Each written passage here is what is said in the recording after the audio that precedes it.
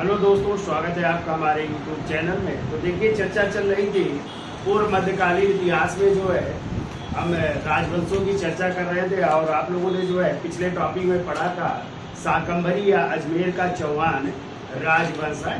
और एक आज नया टॉपिक चर्चा करनी है और वो है मालवा का परमार वंश। तो मालवा के परमार वंश के संस्थापक कौन थे, वास्तविक संस्थापक कौन था, किसने राजपूतों से स्वतंत्रता प्राप्त की और इस वंश के ही शासक हुए थे। आप लोगों ने नाम सुना होगा राजा भोज का, सुना है? मालवा के भोज शासक हैं जिन्होंने कई किताबें भी लिखी थी। इनके बारे में डिटेल में हम चर्चा करेंगे। तो पहले कुछ क्वेश्चन पूछ लेते हैं, फिर इसके बाद जो है आगे इसकी चर्चा करते हैं। तो बताइए जरा, पहले तो क्वेश्चन बताइए कि शाकंभरी या अजमेर के चौहान राजवंश का संस्थापक कौन था? जल्दी बताइए, कौन थे? वासुदेव थे, ठीक है। और इनकी यदि आ जाए प्रारंभिक राजधानी कौन सी थी? क्या थी प्रारंभिक राजधानी? हाँ, छत्रपुर थी, जो कहाँ पे थी? शामल में, ठीक है। और फिर इनकी दूसरी राजधानी क्या थी? अजमेर थी। और आपको पता है इस अजमेर नगर की स्थापना पूछा जाए किसने की थी? तो अजय राज ने की थी। किसने की थी? अजय राज ने अजमेर नगर की स्थापना की थी और इसे अपनी राजधानी बनाया। फिर हमने आपको बताया था इन चौहान राजवंश के विषय में जानकारी के स्रोत हैं कौन कौन से हैं? तो चंद्र बरदाई की पुस्तक पृथ्वीराज रासो, फिर जो है जयानक भट्ट की कौन सी है? पृथ्वीराज। फिर हमने बताया था जयचंद या नयचंद की कौन सी है? अमीर महाकाव्य। और फिर हमने आपको बताया था सुरजन चरित किसकी है? चंद्रशेखर की है सुरजन चरित, ठीक है। इस वंश में कई शासक हुए और इसी वंश का जो है अंतिम शासक हुआ था पृथ्वीराज तृतीय, जिसे राय पिथौरा या पृथ्वीराज चौहान के नाम से भी जाना जाता है, ठीक है। और इसी के समय जो है आखड़ हुआ था किसका? मोहम्मद गोरी का। तो आप लोगों ने दो युद्ध पढ़े थे ना, तराइन का प्रथम युद्ध और तराइन का द्वितीय युद्ध। तो तराइन का प्रथम युद्ध कब हुआ था? 1191 में। तो इसमें कौन जीता था? पृथ्वीराज चौहान जीता था और मोहम्मद गोरी पराजित हुआ था। जबकि तराइन के द्वितीय युद्ध में पृथ्वीराज चौहान की हार होती है और मोहम्मद गोरी क्या होता है? जय होता है, ठीक है। इसके पहले हमने आपको पढ़ाया था पृथ्वीराज चौहान ने 1186 में आक्रमण किया था। कहाँ पे? कालिंजर महोबा पर। और वहाँ के शासक कौन थे? परमार देव या परमल। तो इस युद्ध में जो है परमल के दो सेनापति मारे गए थे। कौन थे? आला और उदल, जो किस वंश के थे? बनाफर वंश के थे, ठीक है। ये सब पीछे पड़ा है आप लोग। तो चलिए नए टॉपिक की चर्चा कर लेते हैं और वो है मालवा का परमार वंश। तो देखो, परमार का अर्थ है शत्रुओं को पराक्रम करने वाला, ठीक है। तो पहला पॉइंट ये परमार का अर्थ क्या होता है? तो देखो, परमार का अर्थ है पराक्रम से दुश्मनों को मार गिराने वाला। पराक्रम से दुश्मनों को मार भगाने वाला। दुश्मनों को मार भगाने वाला, ठीक है। या फिर कह सकते हैं शत्रुओं का नाश करने वाला भी कहते हैं, ठीक है। दूसरा पॉइंट, शत्रुओं का नाश करने वाला।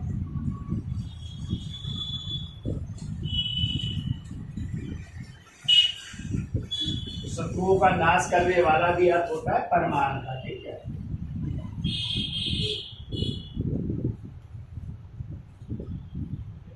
अगला पॉइंट को, अबुल फजल का नाम सुना है?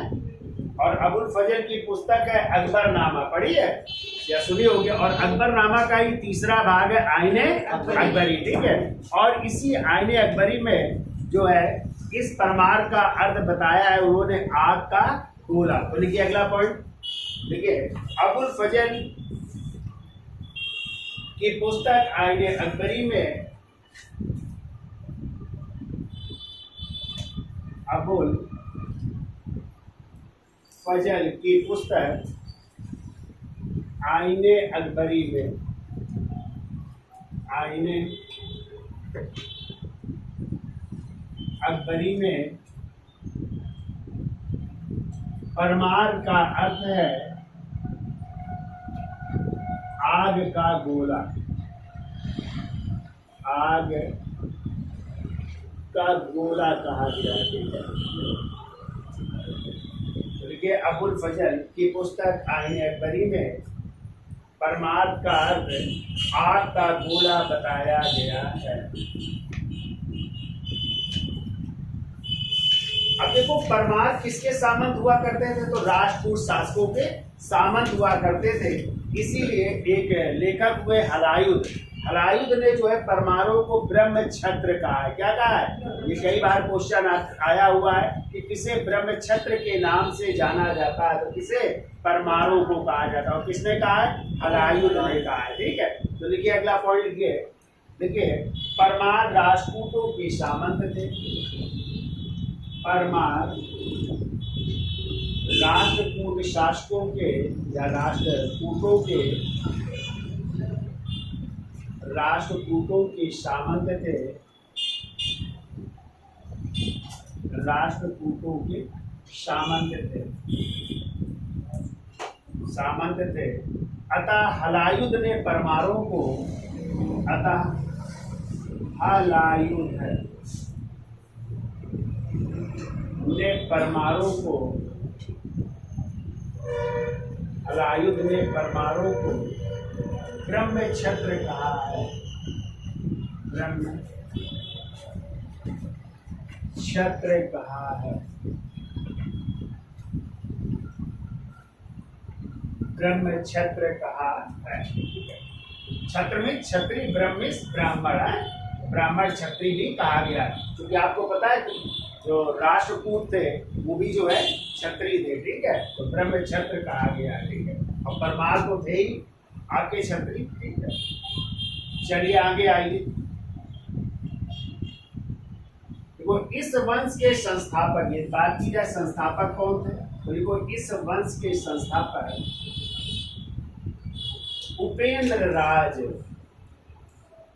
उपेंद्र राज या इन्हीं को कृष्ण भी कहते हैं।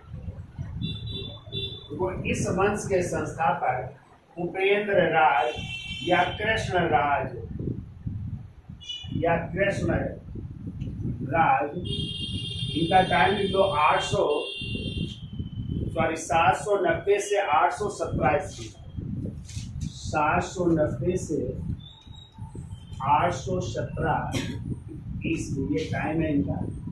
तो देखो इस वंश के संस्थापक उपेंद्र राज या कृष्ण राज थे, और इन्हीं के दरबार में, देखो उपेंद्र राज या इन्हीं के दरबार में सीता नाम की एक कवित्री, सीता नाम की एक कवित्री रहती थी। कवित्री लिख लेते हैं हम लोग सही से, शुद्ध वर्तनी में आता है। ठीक है, एक कवित्री निवास करती थी, सीता नाम की एक कवित्री निवास करती थी, जिन्होंने इनकी प्रशंसा में अनेक गीत लिखे। ठीक है, तो सीता जो कवित्री थी, इन्होंने उपेंद्र राज की प्रशंसा में अनेक गीत लिखे, अनेक गीत लिखे हैं। सीता नाम की एक कवित्री रहती थी, जिन्होंने इनकी प्रशंसा में अनेक गीत लिखे हैं। अब देखिए उपेंद्र राज के बाद जो शासक में बहुत शक्तिशाली नहीं थे, सब जो है राजपूतों के सामंत थे, लेकिन इसकी स्वतंत्र सत्ता स्थापित करेंगे फिर वो होंगे श्री हर्ष या सियक द्वितीय। ठीक है, तो देखिए उपेंद्र राज के बाद क्रमशः, उपेंद्र राज के बाद क्रमशः कौन कौन शासक हुए, तो लिख लीजिए। तो देखो क्रमशः वीर सिंह प्रथम, वीर सिंह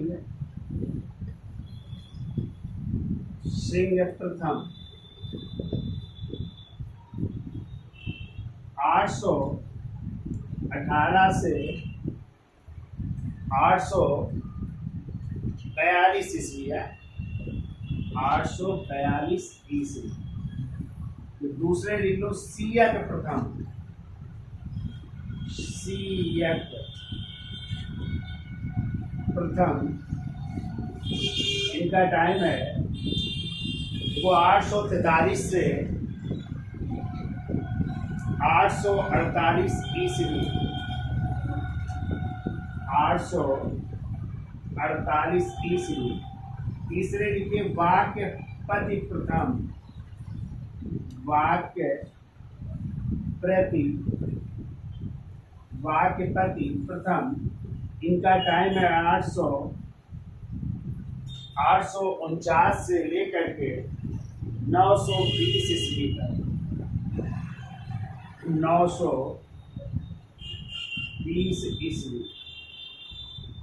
चौथे लिखिए वीर सिंह द्वितीय, वीर सिंह या वीर सेन भी मिल जाता है, वीर सेन द्वितीय या वीर सिंह द्वितीय।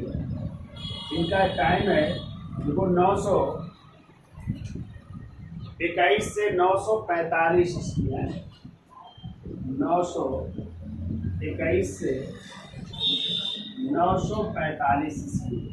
तो ये क्रम है उपेंद्र राज के बाद है, वीर सिंह प्रथम या वीर सेन प्रथम 818 से 842 ईस्वी, सियक प्रथम 843 से 848 ईस्वी, वाक्यपति प्रथम 849 से 920 ईस्वी, और वीर सेन द्वितीय या वीर सिंह द्वितीय 921 से 945।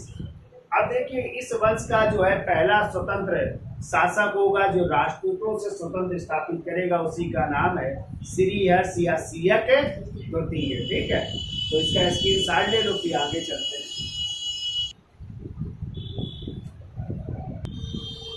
तो देखिए वीर सेन द्वितीय के बाद जो है अगले शासक बनते हैं जिनका नाम है सियक द्वितीय या श्रीहर्ष द्वितीय। टाइम है 945 से 972, और ये इसी वंश का जो है प्रथम शक्तिशाली और प्रथम ये स्वतंत्र शासक हुआ। और इसी ने राष्ट्रकूट शासक जो है खोडिक, एक राष्ट्रकूट शासक हुए खोडिक द्वितीय को नर्मदा नदी के तट पर पराजित करके अपनी सत्ता को जो है या स्वतंत्र सत्ता स्थापित की थी। ठीक है, तो लिखिए पहला पॉइंट तो लिखिए, देखो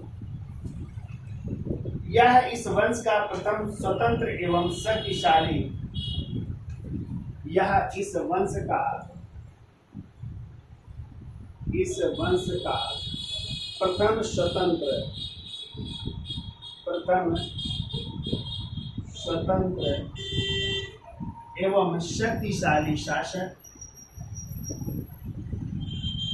एवं शक्तिशाली शासक तथा वास्तविक संस्थापक था,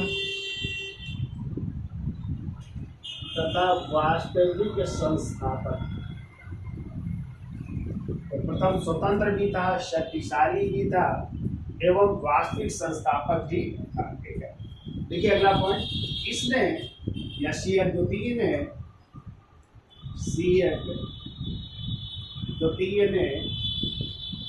नर्मदा नदी के तट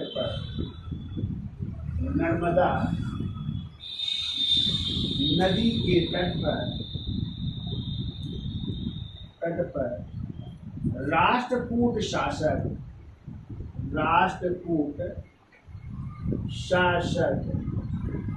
और उस राष्ट्रकूट शासक का नाम था खोडिक।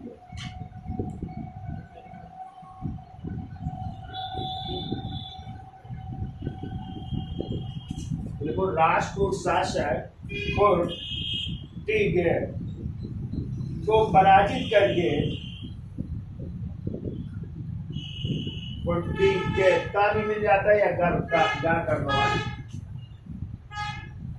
या भी मिल जाता है, केवल करना है। को पराजित करके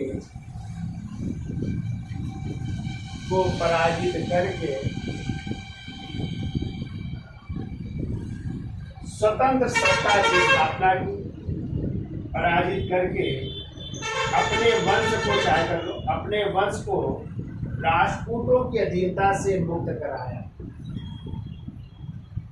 अपने वंश को राष्ट्रकूटों की अधीनता से मुक्त कराया, यानी ये स्वतंत्र सत्ता स्थापित कर रहा है। ठीक है, द्वितीय को पराजित करेगा, द्वितीय को पराजित करेगा। अगला पॉइंट लिखिए, देखो परमाणु की प्रारंभिक राजधानी,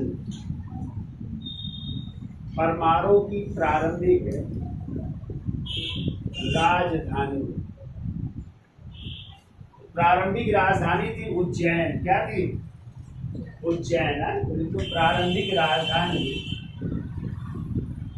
उज्जैन थी। ठीक है, फिर को बाद में क्या बनी राजधानी? तो देखिए बाद में राजधानी, और बाद में राजधानी बन रही धारा नगरी घुमाई, धारा नगरी राजधानी बनेगी, और ये बनाएंगे कौन? राजा भोज द्वारा।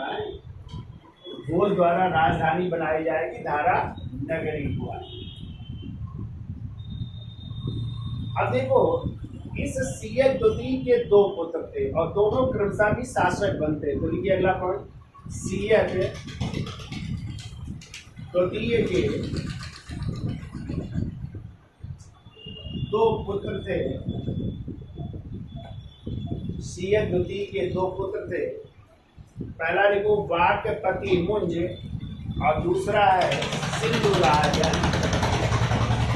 पहले है वाक्यपति मुंज और दूसरे हैं सिंधुराज। ये दो बेटे होते हैं। तो इनकी मृत्यु के बाद बड़ा पुत्र शासक बन रहा है, उसका नाम है वाक्यपति मुंज।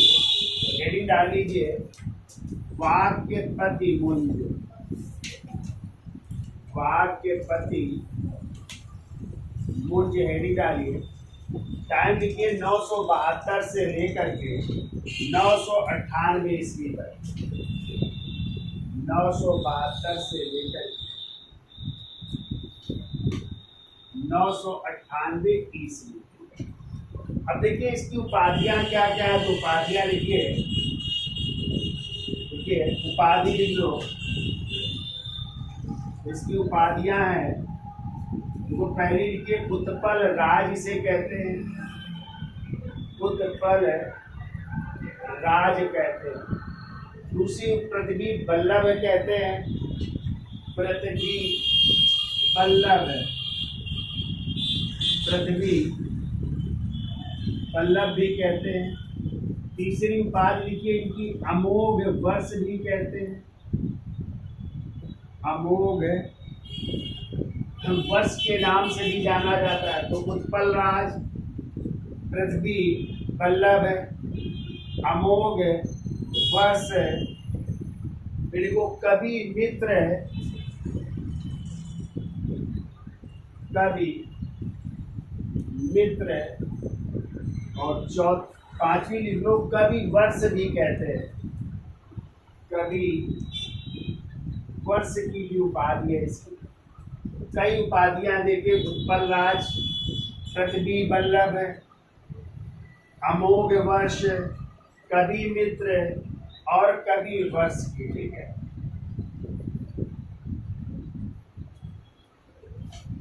देखिए अगला पॉइंट, देखो मुंज ने त्रिपुरी के कलचुरी शासक, मुंज ने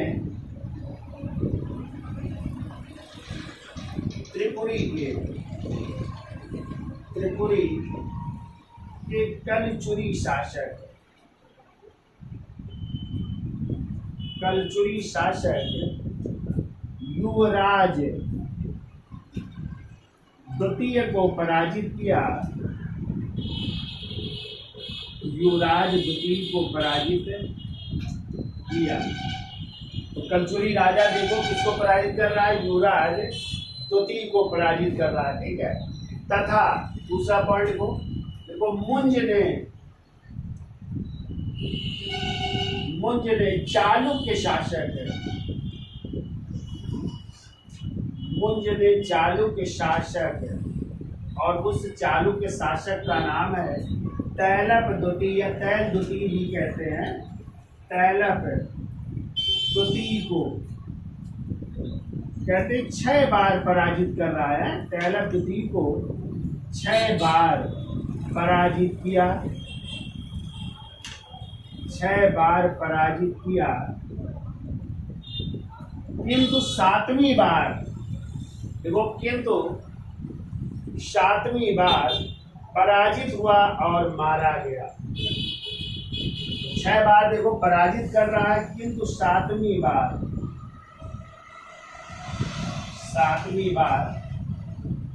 पराजित हुआ और मारा गया। ठीक है, हाँ, तो 7वीं बार जो है वाक्पति मुंज ये पराजित हो रहा है और मारा जा रहा है। ठीक है, वाक्पति मुंज पराजित हुआ और मारा गया, मारा गया। इसका उल्लेख कहाँ से मिलता है? तो लिखो आगे, इसका उल्लेख अबुल फजल की आईने अकबरी से मिलता है, आईने अकबरी से मिलता है। ठीक है, तो बाद की रचना, लेकिन कहते हैं ऐसा हुआ था।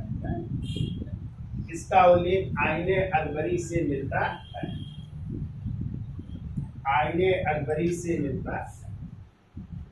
अब देखिए, मुंज ने कौन कौन से नगर बसाए थे, कौन कौन से तालाब की स्थापना की, कौन सी किताब लिखी थी, इसकी भी चर्चा कर लेते हैं। तो इसका स्क्रीन शॉट है, तो फिर आगे चलते हैं।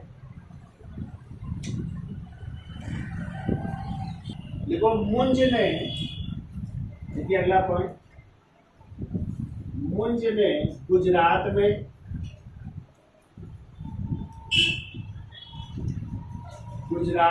मुंजपुर नगर, मुंजपुर नगर कामा मुंज सागर तालाब है, मुंजपुर सागर तालाब, मुंजपुर सागर तालाब, मुंजपुर नगर, मुंजपुर सागर तालाब,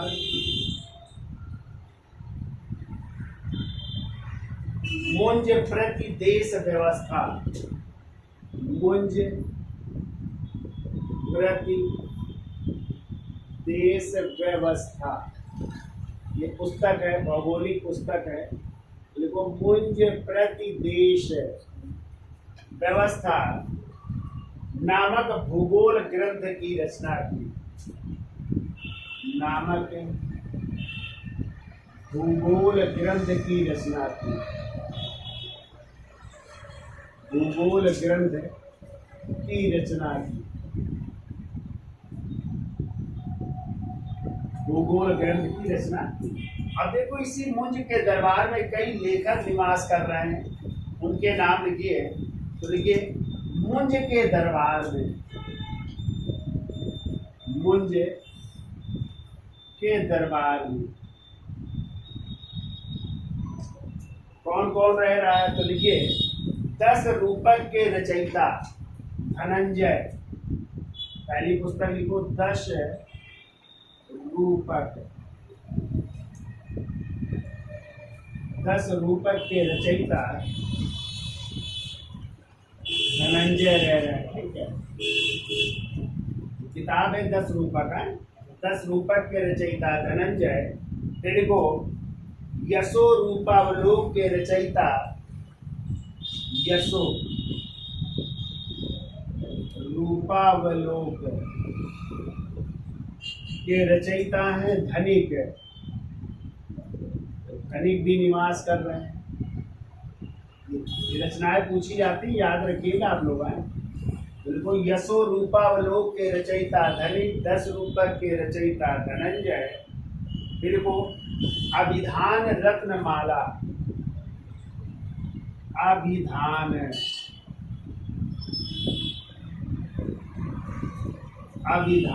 रत्न माला, और इसके रचयिता है हलायुध है। अभिधान रत्न माला के रचयिता हलायुध है। देखो नव सहशांक चरित, नव सहशांक, नव सहशांक चरित के रचयिता है पद्मगुप्त। ये भी रचना बहुत इंपॉर्टेंट है, याद रखिएगा।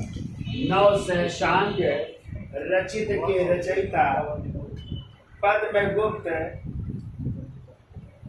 लिख लो तिलक मंजरी के रचयिता धनपाल। ये भी तिलक मंजरी भी बहुत पूछी गई है। देखो तिलक मंजरी के रचयिता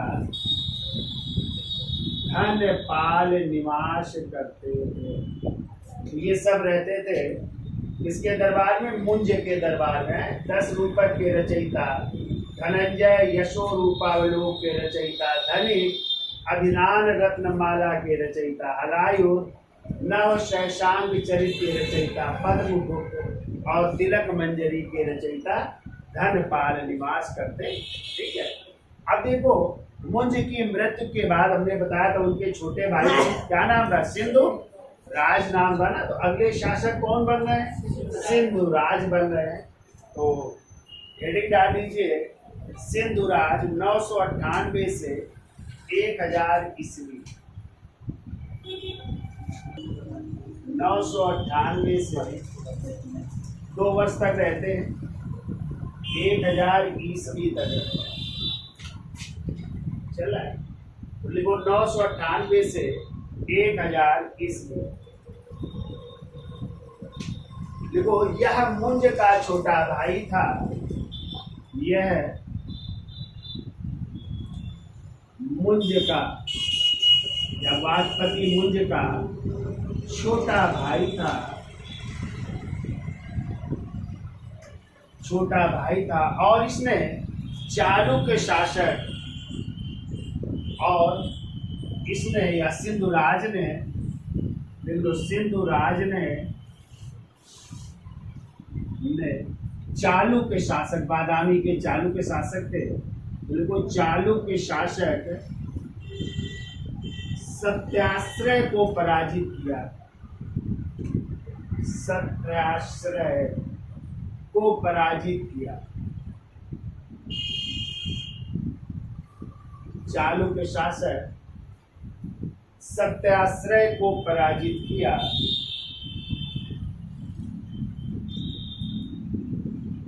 किंतु गुजरात के चालुक्य शासक, किंतु गुजरात के चालुक्य शासक, गुजरात में भी चालुक्यों का शासक था, किंतु गुजरात के चालुक्य शासक चामुंड राज के हाथों पराजित हुआ। चामुंड राज, चामुंड राज के हाथों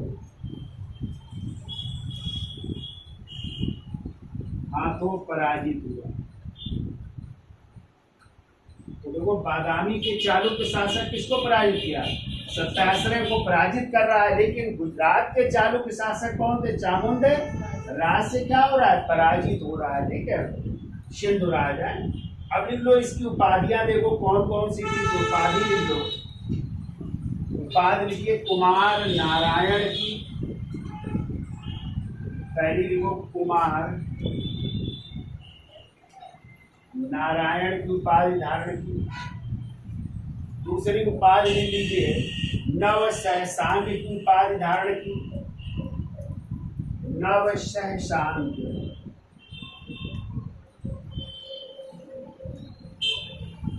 तीसरी लिखो अवंती स्वर की उपाधि धारण की, अवंती स्वर की उपाधि धारण की। और चौथी लिख लो मालव राज की उपाधि धारण की।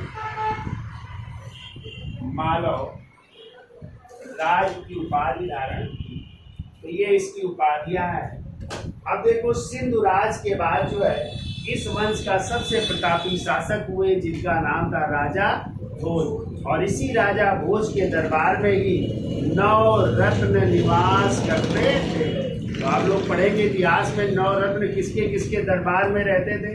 एक तो पढ़ के आए आप लोग, गुप्त वंश के राजा चंद्रगुप्त द्वितीय विक्रमादित्य के उज्जैनी दरबार में रहते थे, और आगे पढ़ेंगे मुगल बादशाह अकबर के दरबार में भी नवरत्न रहते थे, और यही परमार राजा है भोज, इनके दरबार में भी नवरत्न निवास करते थे। और उन्हीं नौ रत्नों में से एक रत्न थी इनकी पत्नी।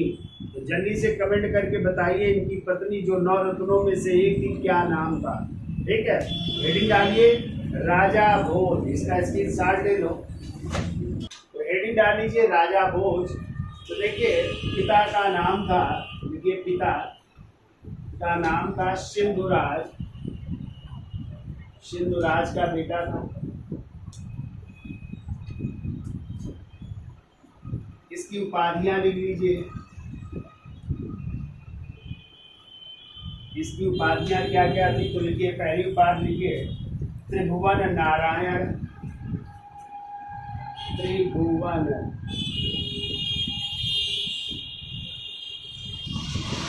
नारायण। दूसरी लिखिए परम भट्टारक, परम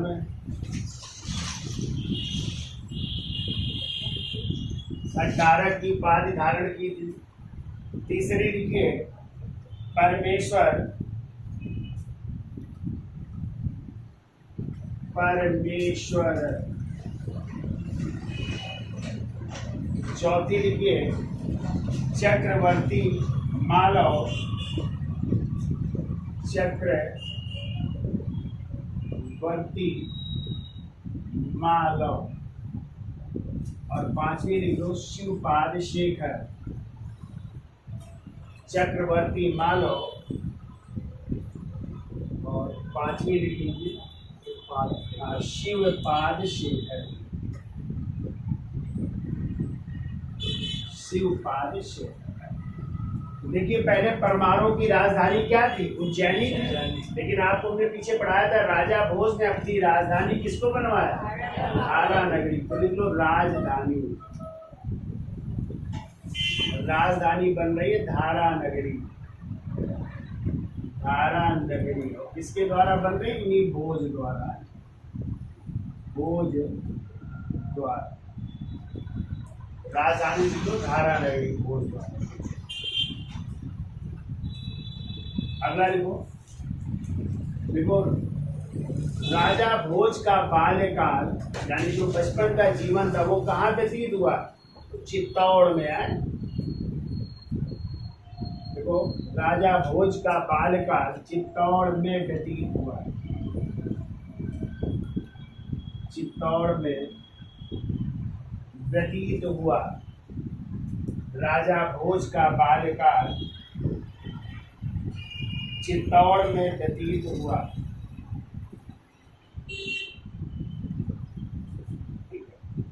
अब देखो भोज की रचनाएं, बहुत सारी किताब लिखी भोज ने। देखो राजा भोज की रचनाएं कौन कौन सी रचनाएं हैं, देखो श्रृंगार मंजरी, श्रृंगार मंजरी। दूसरी लिखो श्रृंगार मीमांसा, श्रृंगार मीमांसा। तीसरी लिखिए सम्रांगण सूत्रधार, क्या लिखा, श्रृंगार मंजरी, श्रृंगार मीमांसा। श्रृंगार प्रकाश भी है, श्रृंगार प्रकाश, श्रृंगार प्रकाश। सम्रांगण सूत्रधार, सम्रांगण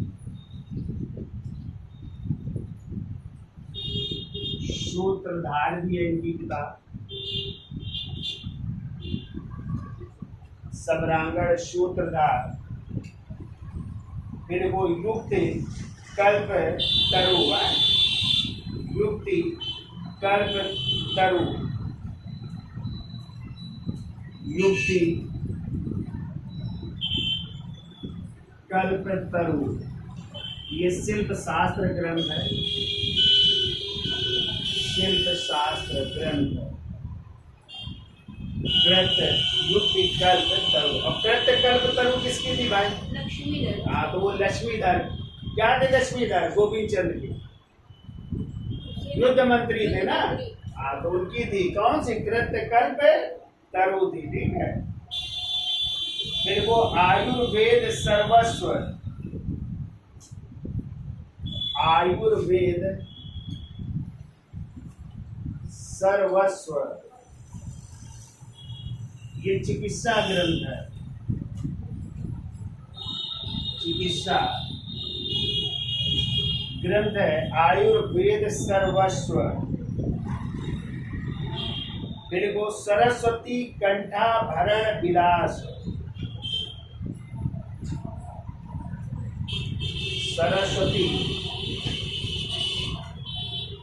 सरस्वती कंठा भरण विलास, सरस्वती कंठा भरण विलास। फिर के शब्दानुशासन, शब्दानुशासन, शब्दानुशासन। फिर ये प्राकृत व्याकरण, प्राकृत व्याकरण। फिर ये तत्व प्रकाश, तत्व प्रकाश, और ये शैव धर्म से संबंधित पुस्तक है। तत्व प्रकाश लिखो, शैव धर्म से संबंधित। फिर वो पूर्व शतक, पूर्व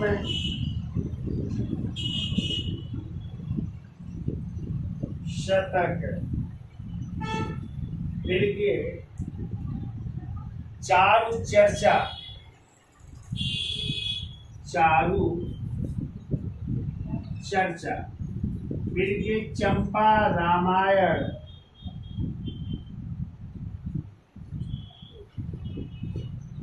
चंपा रामायण।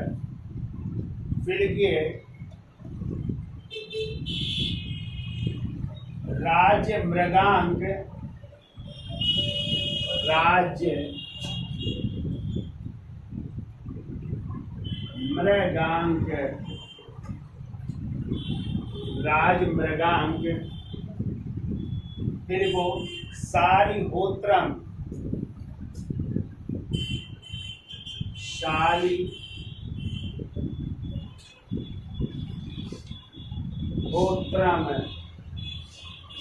और ये भी अश्व चिकित्सा ग्रंथ था, यानी घोड़ों की चिकित्सा का ग्रंथ था, ठीक है।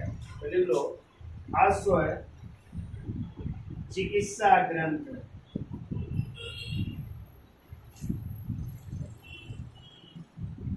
अश्व चिकित्सा ग्रंथ था। तो ये सब रचनाएं भी किसकी? राजा भोज की है। श्रृंगार प्रकाश, श्रृंगार मंजरी, सम्रांगण सूक्तधार, युक्ति कल्प तरु, आयुर्वेद सर्वस्व, सरस्वती कंठाभरण विलास, शब्दानुशासन, प्राकृत व्याकरण, तत्व प्रकाश, पूर्व शतक, चारु चर्चा, चंपा रामायण, राज मृगांक और शालिहोत्रम, ठीक है। अब लिखिए, इसका स्क्रीनशॉट ले लो, फिर आगे चलते हैं। तो लिखिए अगला पॉइंट, देखो राजा भोज के दरबार में, राजा भोज के दरबार में 9 रत्न निवास करते थे। 9 रत्न निवास करते थे, जिनमें 9 रत्नों में से एक नव रत्नों में से एक उनकी पत्नी थी है, और पत्नी का नाम अभी हमने आपसे पूछा था, और उनका नाम है अरुंधति।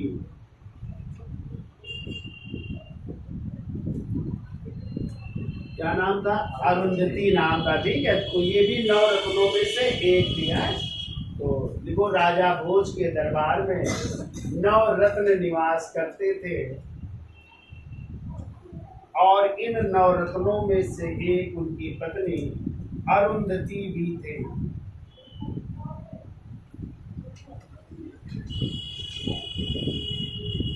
देखिए अगला पॉइंट, देखो राजा भोज को चालुक्य शासक, राजा भोज को चालुक्य शासक, चालुक्य शासक, चालुक्य शासक, उनका नाम था जय सिंह। चालुक्य शासक जय सिंह एवं चंदेल शासक, एवं चंदेल शासक, और उस चंदेल शासक का नाम है विद्याधर है। चंदेल शासक विद्याधर ने पराजित किया, यानी इन दोनों लोगों ने पराजित किया राजा भोज को, पराजित किया।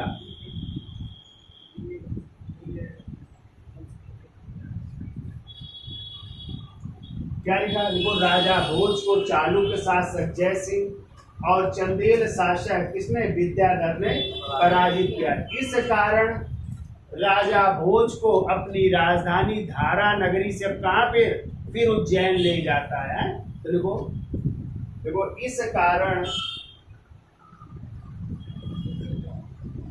भोज को धारा नगरी छोड़कर उज्जैन जाना पड़ा। इस कारण भोज को धारा नगरी छोड़कर, धारा नगरी छोड़कर उज्जैन जाना पड़ जाता, उज्जैन जाना पड़ा। धारा नगरी छोड़कर उज्जैन जाना पड़ा। अगला पॉइंट को, राजा भोज ने भोपाल में, राजा भोज ने भोपाल में, आज भोपाल किसकी राजधानी? मध्य प्रदेश, मध्य प्रदेश की। तो देखो भोज, भोपाल में देखो भोजपुर नगर, भोपाल में भोजपुर नगर व भोजपुर झील का निर्माण करवाया है।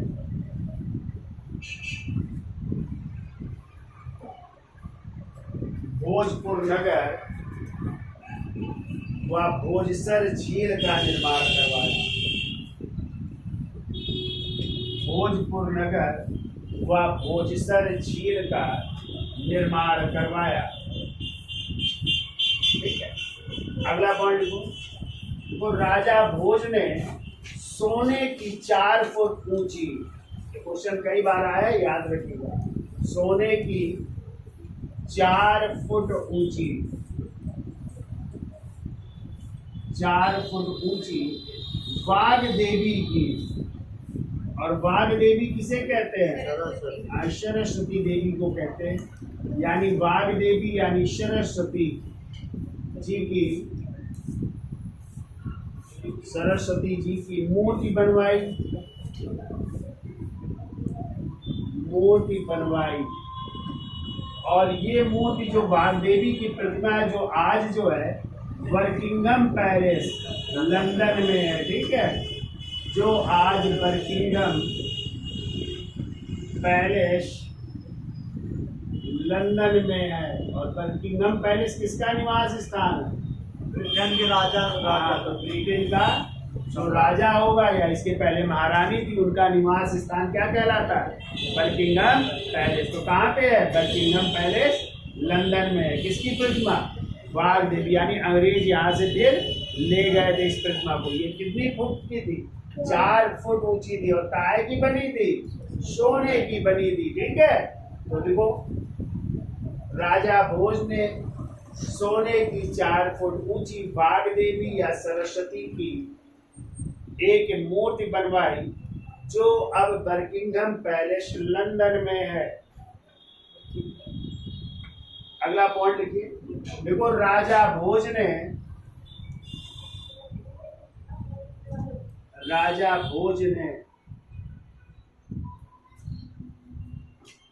पंच योगिनी पार्वती की मूर्ति,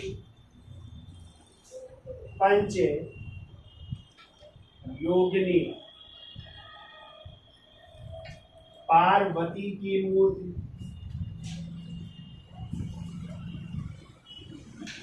पंच योगिनी पार्वती की मूर्ति, कामा सरस्वती मंदिर,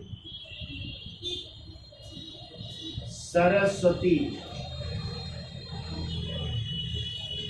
मंदिर बनवा रहे हैं एवं एक विद्यालय भी बनवा रहे हैं, शारदा सदन है। देखो शारदा सदन, शारदा सदन ऐसी कहते हैं। संस्कृत महाविद्यालय था। आप यही थे भोपाल में क्या? तो देखो धारा में, सॉरी राजा भोज ने धारा में कर लेना है, धारा नगरी में। देखो धारा में पंच योगिनी पार्वती की मूर्ति, सरस्वती मंदिर, शारदा सदन का मतलब है संस्कृत विद्यालय था यह। देखो संस्कृत विद्यालय, संस्कृत विद्यालय, तो शारदा सदन यानी संस्कृत विद्यालय। फिर वो उदयपुर में नील कुटेश्वर मंदिर, उदयपुर में नील कुटेश्वर मंदिर, नीलकुठेश्वर मंदिर का निर्माण करवाया। नीलकुठेश्वर मंदिर का निर्माण करवाया। अगला पॉइंट को, राजा भोज की मृत्यु पर कहा गया, ये भी क्वेश्चन कई बार आया है। राजा भोज की मृत्यु पर कहा गया, क्या कहा गया? तो इन्वर्टेड काम में लिख लो, निरालंबी सरस्वती, निरालंबी सरस्वती, अर्थात सरस्वती निष्प्राण, अर्थात सरस्वती निष्प्राण हो गई, निष्प्राण हो गई, यानी सरस्वती चली गई। ठीक है, मृत्यु पर, अर्थात सरस्वती निष्प्राण हो गई, सरस्वती निष्प्राण हो गई। अगला पॉइंट को, राजा भोज के बाद जय सिंह प्रथम, राजा भोज के बाद जय सिंह प्रथम, जय सिंह प्रथम और इसके बाद उसका पुत्र उदयादित्य अंतिम शासक हुआ। जय सिंह प्रथम, फिर उसका पुत्र उदयादित्य अंतिम शासक हुआ। उसका पुत्र उदयादित्य अंतिम शासक हुआ। इसके बाद धारा या मालवा पर चालुक्यों का शासन हो गया। धारा या मालवा पर चालुक्यों का शासन हो गया। चालुक्यों का शासन हो गया। देखो इसके बाद धारा या मालवा पर चालुक्यों का शासन हो गया या चालुक्यों का अधिकार हो गया। ठीक है। फिर जब आप लोग खिलजी वंश पढ़ोगे तो खिलजी शासक थे अलाउद्दीन खिलजी, और अलाउद्दीन खिलजी जो है 1305 ईस्वी में मालवा पर आक्रमण करेंगे और उसको दिल्ली सल्तनत में मिलाएंगे। चाहे लिखना हो तो लिख लीजिए। देखो 1305 ईस्वी में अलाउद्दीन खिलजी ने 1305 ईस्वी में अलाउद्दीन खिलजी ने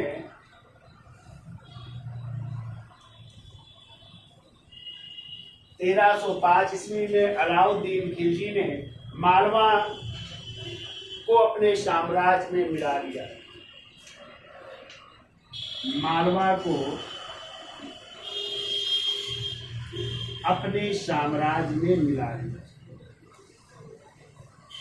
अपने साम्राज्य में